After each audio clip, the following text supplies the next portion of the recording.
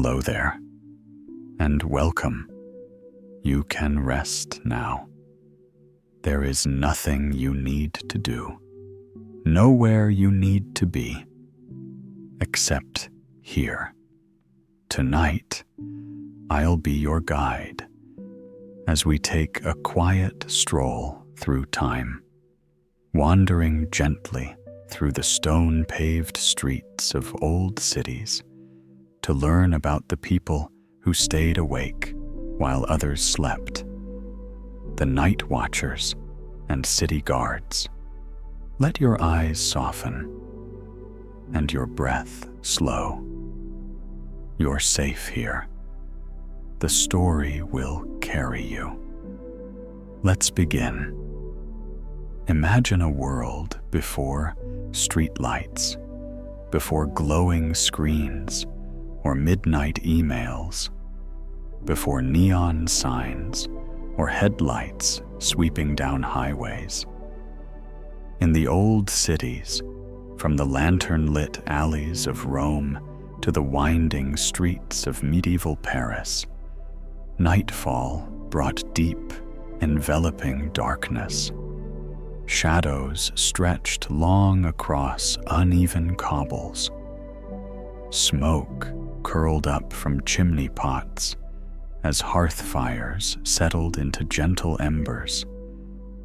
And across the rooftops, the world began to whisper.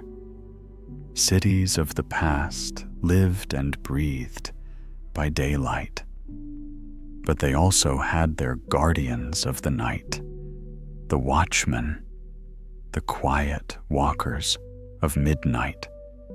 Soft ambient sounds, a slow breeze rustling cloth banners, the soft crackle of a distant hearth, faint hoot of an owl. Long before professional police forces, cities depended on watchmen, sometimes volunteers, sometimes conscripted citizens, and occasionally paid guardians. Their job was simple, yet essential: to stay awake, to patrol, to listen, to walk the narrow paths between houses and taverns, past shuttered windows and quiet courtyards, to call out the hours or sound a horn if danger approached. But most nights were calm.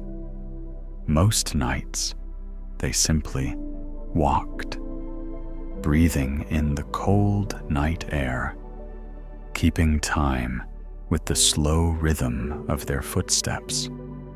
Some carried staffs, others lanterns. A few had swords, but many just wore bells on their cloaks to let others know they were near. It was not a glamorous job, and often it was lonely. But the city slept because someone watched.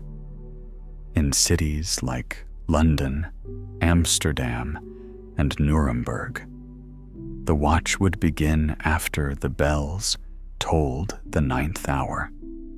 Shutters closed, candles snuffed, and hearths banked low. The city became a hushed cathedral of sleep. Imagine walking down one of those streets.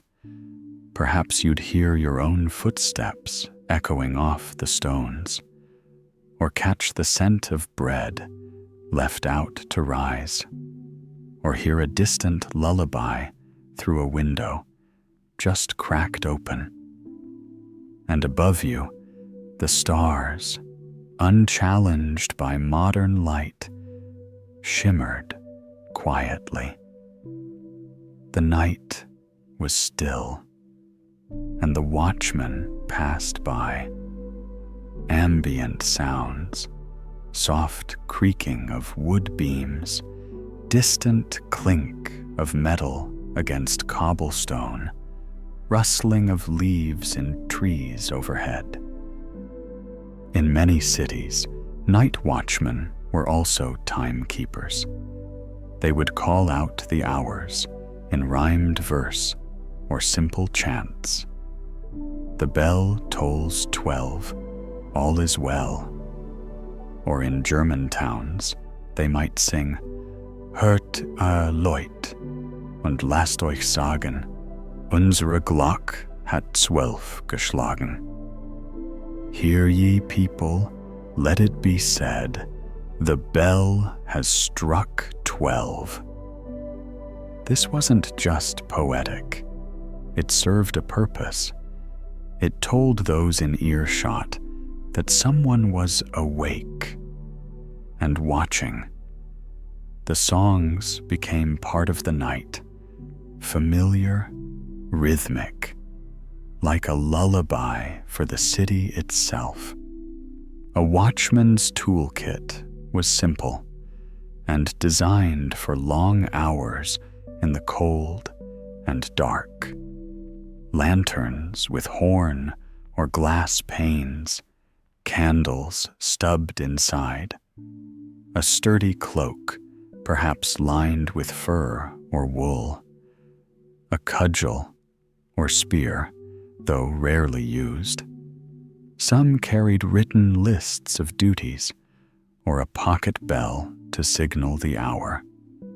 And in some places, sand glasses or hour candles were used to tell time before the clock tower struck. Each item had a weight, a sound, a purpose. Each one part of a quiet ritual that played out night after night.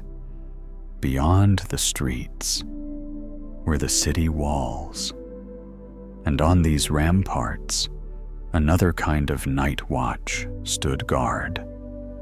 High above sleeping houses, wrapped in silence and wind. They patrolled the battlements, checking for signs of fire, listening for rustlers or stray travelers. In castle towns, they might share quiet words, pass a wineskin, or tap a rhythm on the stone parapets to stay awake. Sometimes they would hum softly, or simply stare out across the fields, waiting for dawn. Ambient sounds, wind brushing across stone, distant owls, the faint rustle of cloaks. Though rarely mentioned, there were times and places where women took part in nightly protection. In convents, older women would walk halls with lanterns, checking for fires or distress. In small villages, widows might be entrusted with watching granaries or barns, keeping candles lit through the hours. They, too, were guardians of the quiet. They moved slowly, carefully, with purpose, unrecorded by most historians, but always present in the breath between pages. And eventually, the night waned. The stars faded behind a veil of gray-blue light. Fires were stirred again. Windows cracked open to the breeze. And the watch, having paced the long hours, returned home or to a quiet bunk. Their duties done. No parades, no accolades, just the quiet knowledge that others had slept safely. And now, dear listener, as our quiet story reaches its end, know that even in the darkest nights of history, there were always those who stayed awake, so others could rest. The watchmen, the walkers, the lantern-bearers of the world, may their quiet steps echo gently through your dreams. May your night be peaceful, your breath slow, and your sleep deep and restoring.